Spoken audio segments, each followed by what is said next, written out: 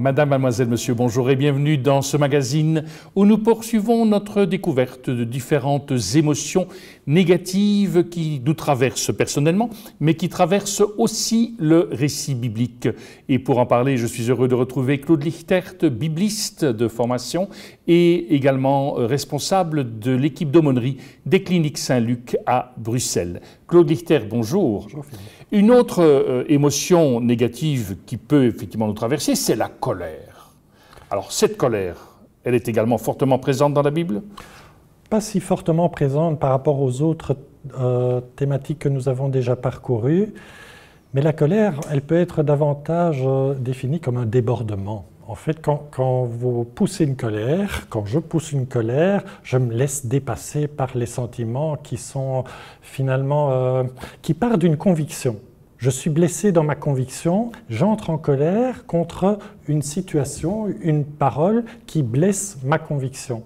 C'est aussi tout son potentiel de vie, la colère. La colère, c'est faire exploser ses sentiments pour, par exemple, dans un contexte bien trop cadré, bien trop établi, bien trop ordonné, faire un peu éclater l'ordre établi pour créer de la surprise, mais une surprise d'opposition, de contestation. Cette colère-là s'exprime davantage dans le corps que dans les mots. Et la Bible le signifie aussi. La colère, c'est le nez qui s'irrite, c'est les joues qui deviennent rouges, c'est le corps qui devient rouge, c'est le souffle qui devient rapide. Et on découvre toute cette formule-là dans la Bible.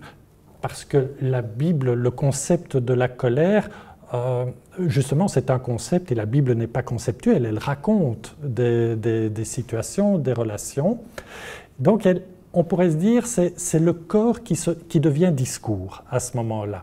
Donc, le lecteur qui a affaire à cette colère, cette irritation, on utilise souvent, mais un peu comme si on voulait atténuer le texte, le personnage était irrité, mais on devine derrière cette irritation une profonde colère.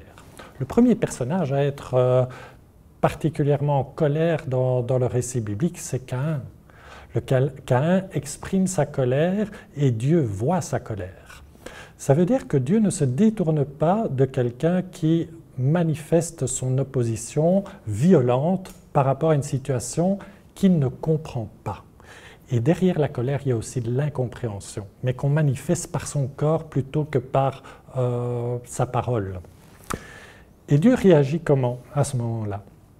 En lui posant une question. Fais-tu bien de te mettre en colère? Alors il y en a parfois qui entendent cette question-là, la colère rebondit de plus belle, mais au moins ça fait parler.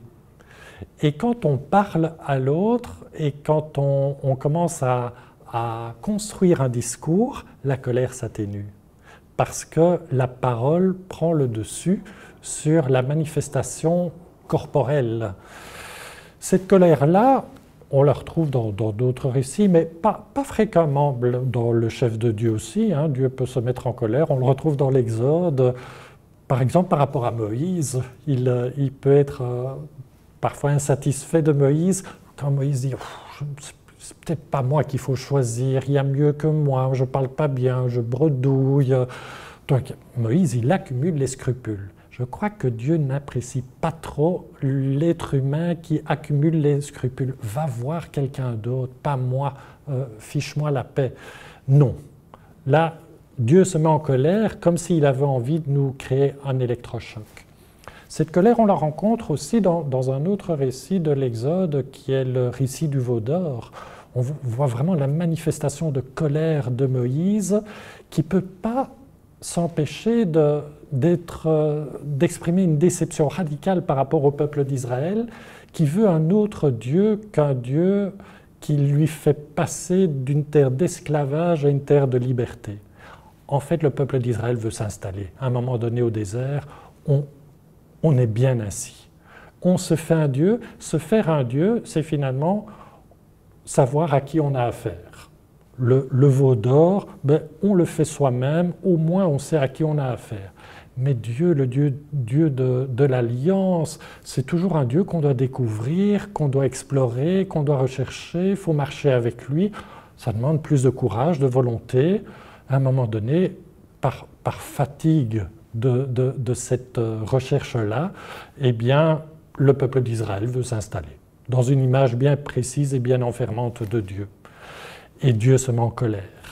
Mais il ne renoncera jamais à son alliance avec le peuple d'Israël, même quand le peuple d'Israël l'enferme dans une boîte. Et dans une boîte, je dis, c'est l'arche d'alliance, c'est le temple. À un moment donné, heureusement, je n'avais pas pensé à ça, mais dans le Nouveau Testament, il y a le voile du temple qui se déchire. Je vois cette déchirure du voile comme une manifestation de la colère de Dieu.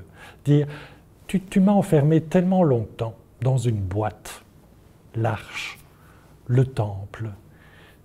Ce n'est pas là que réellement tu me trouveras en vérité. C'est dans la rencontre. Jésus est le meilleur exemple de cette alternative-là. Cette colère, on la trouve aussi dans le récit du Fils prodigue? À travers une figure bien particulière qui est la figure du Fils aîné. On a à la fin de la parabole, que tout le monde connaît par cœur, qu'il apprécie. Il y a toutes les larmes qui nous tombent du visage tellement que c'est doux, c'est tendre. Et il y a un petit grain de sable qui est le Fils aîné qui ne comprend pas ce qui arrive. Encore une fois, on est dans une absence de compréhension. Qu'est-ce qui se passe et d'une situation de laquelle je me sens exclu? La colère exprime aussi une forme d'exclusion.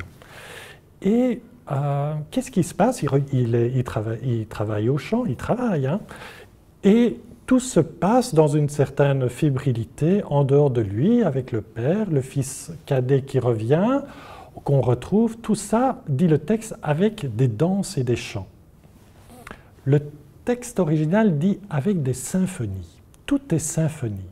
Quand vous entendez le terme symphonie, ça montre bien qu'il y a du plaisir, de l'unité dans la diversité des instruments, des chants, duquel il est exclu. Donc il y a de la symphonie avec tous les personnages, sauf un, le fils aîné. Et il ne comprend pas pourquoi il n'est pas intégré à cette symphonie. Le problème, c'est qu'il demande à un serviteur de lui expliquer ce qui se passe, au lieu d'aller directement auprès des personnes concernées, le père et le fils cadet. Et le serviteur lui explique mal la situation, dans des mots ambigus qui entraînent la colère du fils aîné. Ce que le père fait juste après, c'est, rappelez-vous, avec Caïn et Abel, il lui pose des questions. Fais-tu bien d'être en colère? D'où vient cette colère? C'est pour faire exprimer, encore une fois, le fils aîné. Qu'est-ce qui se passe? Pourquoi suis-je exclu? Je le dis en paraphrasant le texte.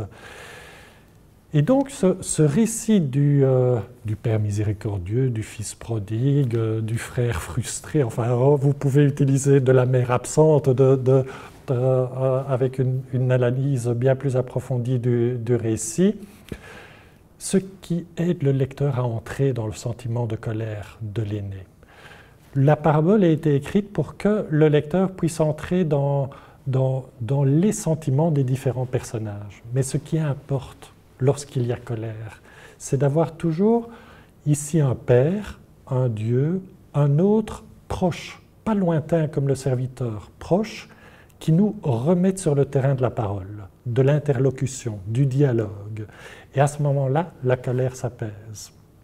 Cette colère-là, dans l'Ancien Testament, quand elle s'exprime, on demande souvent à celui qui est mis en colère, comme Ésaü par rapport à Jacob, par exemple, lors du récit de la bénédiction volée dans la Genèse, de s'en aller, de prendre distance. Donc la meilleure solution, c'est d'abord dire « pars, prends distance », laisse atténuer cette colère, et puis laisse-toi te reposer des questions qui te permettront de réatterrir sur le terrain du dialogue. Et ce dialogue-là atténuera ta colère.